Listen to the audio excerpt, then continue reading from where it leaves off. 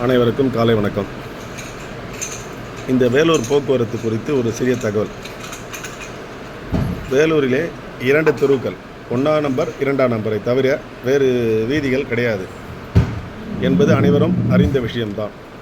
போக்குவரத்து மாலை நேரங்களும் சரி, காலை நேரங்களும் சரி, போக்குவரத்துக்கு மிகவும் இடைஞ்சூறாக இருப்பது ஒன்று கால்நடைகள், மற்றொன்று ஆட்டோக்கள். இப்படி வேலூர் மாநகராட்சி தரம் உயர்த்தப்பட்டது மிக மிக தவறு.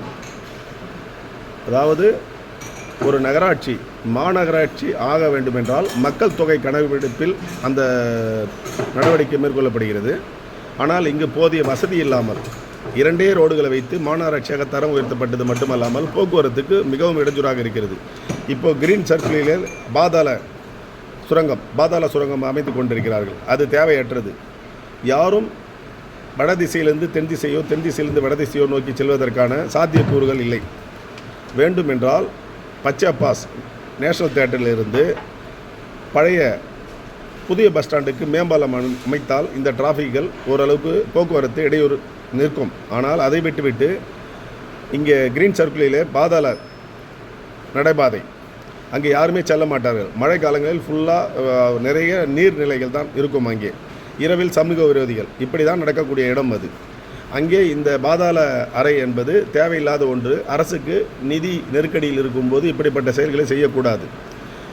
போக்குவரத்து வேலூரிலே சீர்பட வேண்டும் என்றால் மேம்பாலங்கள் அமைக்கப்பட வேண்டும். கிரீன் சர்க்கிள் அல்ல, பச்சை பாஸ் நேஷனல் தியேட்டரில் கிரீன் சர்க்கிளிலே மேம்பாலம் அமைத்து அந்த மேம்பாலம் ஹைவே வழியாக புதிய பஸ் நிலையத்தை சென்றடைய வேண்டும் அளவிற்கு சாலை வசதியை ஏற்படுத்தால் ஒழிய வேலூரிலே இந்த போக்குவரத்து இடைஞ்சூறுகள் இல்லாமல் பாதுகாக்க முடியாது என்பது எனது கருத்து.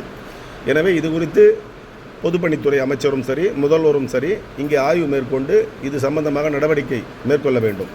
இந்த கிரீன் சர்க்கிளில் ஏற்பட்டக்கூடிய இந்த பாதாள போக்குவரத்து அறை என்பது தேவையில்லாத ஒன்று. அங்கே மக்கள் நடமாட்டம் இல்லை. பழைய பஸ் ஸ்டாண்டிற்கு தனியாக பஸ் இருக்கிறது, புது பஸ் ஸ்டாண்ட் தனியாக பஸ் இருக்கிறது. இந்த வடதிசை தென் திசை இருக்கக்கூடிய இடங்களில் இந்த நடைபாதை சுரங்கப்பாதை தேவையே இல்லை என்பது எனது தனிப்பட்ட கருத்து. எனவே இது குறித்து மாநகராட்சி நிர்வாகம் சரி, அமைச்சர் பெருமக்களும் சரி, பொதுப்பணித்துறை சரி, முதல்வரும் சரி இந்த நிதி ஒதுக்கீட்டினை தேவையில்லாமல் செலவு செய்கிறார்கள் என்பது எனது குற்றச்சாட்டு. நன்றி, வணக்கம்.